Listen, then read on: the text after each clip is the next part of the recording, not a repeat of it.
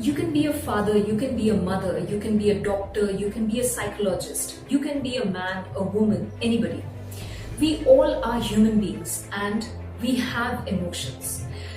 Every one of us has made some kind of choice or decision in life which have led us to a guilt or a shame, which we regret, which we are not able to speak to anybody, for which we desperately want help but can never ask for that.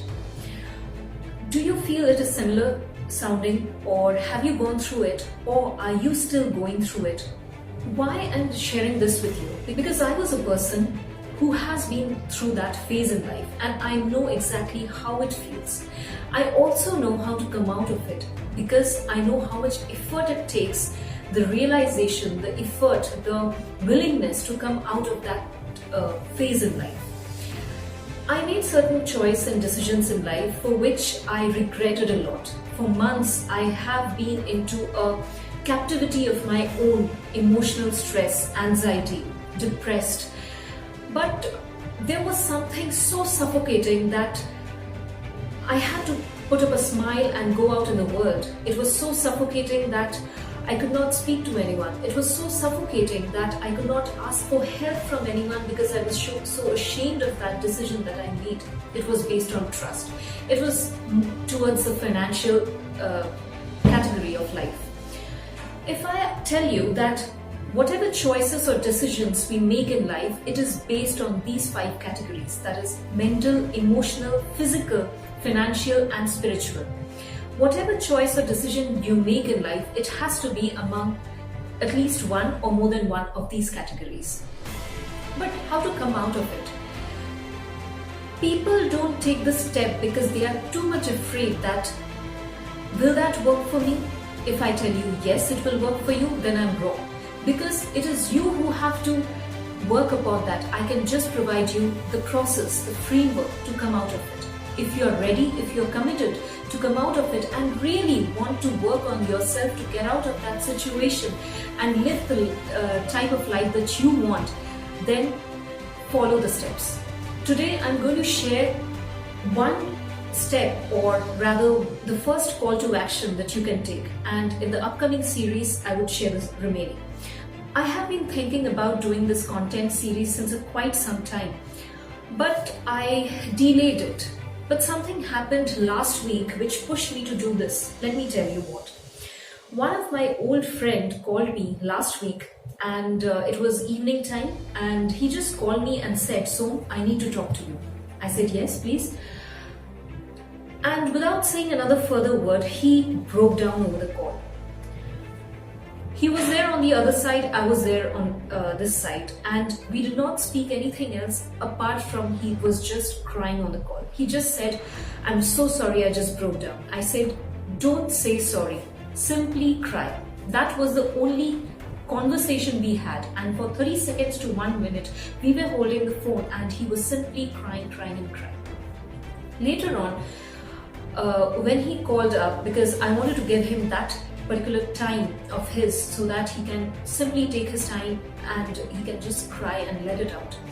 He simply called after some days and said that, "So, I'll be always grateful to you for that particular line that you said."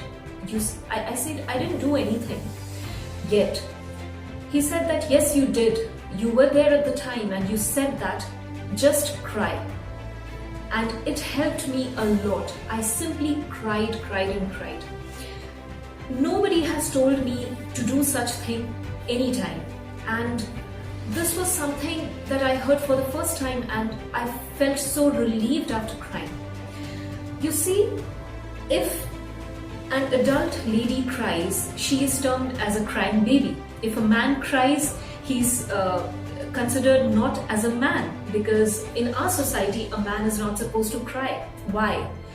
Be it a man, woman, anybody, we all are human beings. Why can't we cry? Why do we have to hide our fears? Why do we have to think about the taboos of this kind of stress? Why can't we discuss with our problems with anybody? Why do people have to make fun of it? All these questions are unanswered most of the times. Hence, let's see what first activity you can do. Now, before this, I also want to clear one thing. No one since our childhood has taught us how to think or how to handle problems when the problems come in our life. Be it our conventional education system or anywhere, no degree gives us the real practical teachings of handling our stress, our emotions when we go through that pain, that suffering. I want you to take a piece of pen and paper and write this.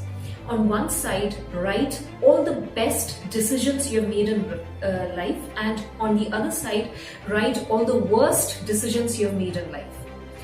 After writing that, pick out the top 3 best decisions and top 3 worst decisions.